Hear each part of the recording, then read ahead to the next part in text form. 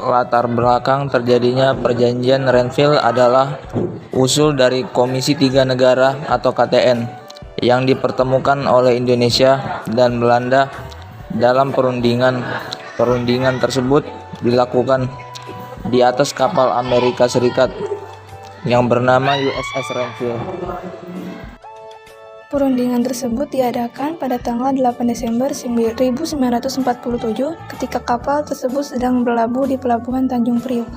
Indonesia diwakili oleh Mr. Amir Syarifuddin, sementara itu pihak Belanda diwakili oleh R. Abdul Qadir Widjatmoko yang merupakan orang Indonesia pemihak Belanda.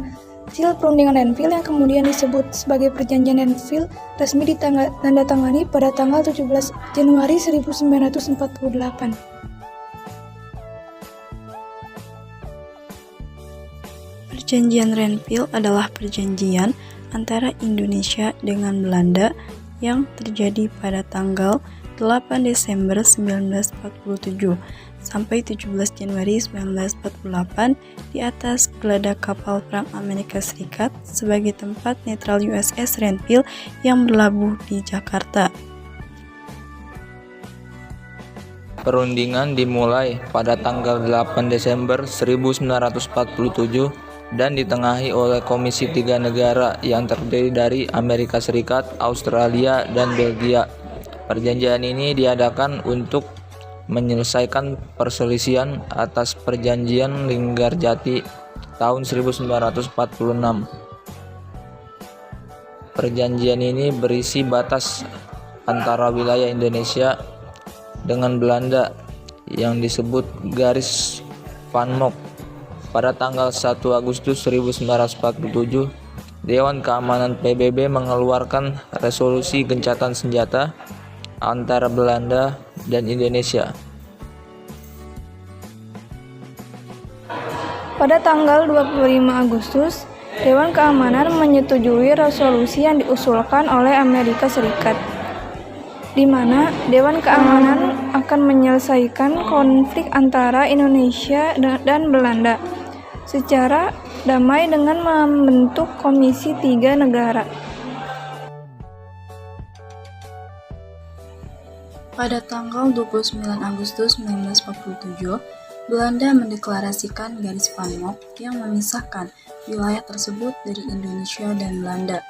Republik Indonesia mendapat sepertiga Pulau Jawa dan sebagian besar Pulau Sumatera, tetapi Indonesia tidak mendapat daerah penghasil pangan utama.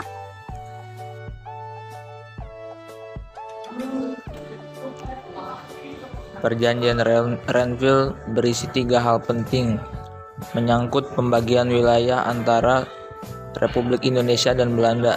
Di antaranya, 1. Belanda hanya mengakui Jawa Tengah, Yogyakarta, dan Sumatera sebagai bagian wilayah Republik Indonesia.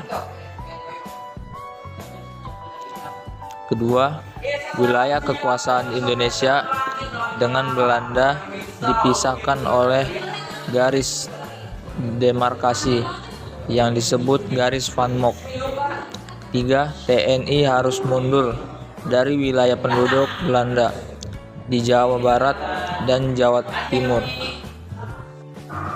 Berakhirnya agresi militer Belanda I dan diterimanya Perjanjian Renville mengubah arah politik Indonesia. Perjanjian Renville ini menjadi awal penyebab pemberontakan PKI di Madiun pada 18 September 1948 di tengah konflik berkepanjangan antara Belanda dan Republik Indonesia. Dampak Perjanjian Renville yaitu 1. Semakin menyempitnya wilayah Republik Indonesia karena sebagian wilayah Republik Indonesia telah dikuasai pihak Belanda. Yang kedua, dengan timbulnya reaksi kekerasan sehingga mengakibatkan Kabinet Amir Syarifuddin berakhir karena dianggap penjual negara terhadap Belanda. Ketiga, diblokadenya perekonomian Indonesia secara ketat oleh Belanda. Keempat, Republik Indonesia harus memaksa menarik mundur tentara militernya di daerah gerilya untuk ke wilayah Republik Indonesia. Yang kelima, untuk memecah belah Republik Indonesia, Belanda membuat negara boneka, antara lain negara Borneo Barat, negara Madura, negara Sumatera Timur, dan negara Jawa Timur.